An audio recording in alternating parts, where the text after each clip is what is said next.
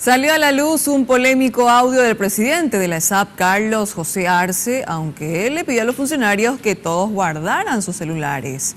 El presidente de la aguatera estatal les dijo que como está prohibido pagar gratificaciones, les dará un monto establecido, pero en concepto de subsidio familiar.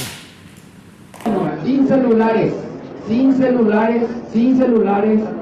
Quiero que me prometan que no va a haber absolutamente ningún audio de lo que yo les voy a decir. Así Carlos José Arce trataba de evitar que la dádiva se propague más allá de esta reunión en Viñascué.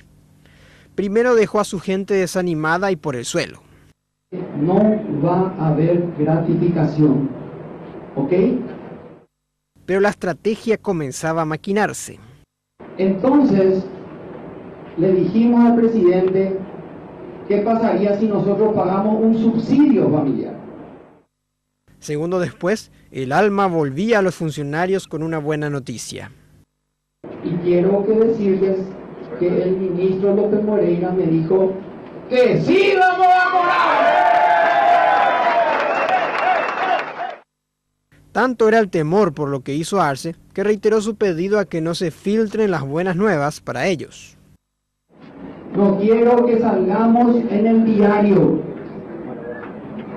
No quiero que salgamos en el diario. Luego se jactó de su capacidad de gestión.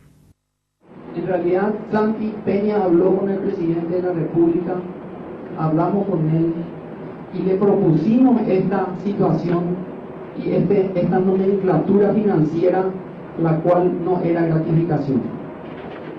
Y esa gestión es la que conlleva al mismo logro con distintos nombres.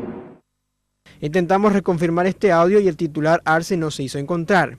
Sí habló para Radio Monumental el gerente Ricardo Tzickhar y dijo que es cierto y que considerando el nivel de deterioro del funcionariado, el aumento del salario mínimo y el presupuesto disponible, se tomó esta decisión. No va a pasar de 2 millones de guaraníes, estimó. El retoque presupuestario totalizaría unos 3.600 millones de guaraníes.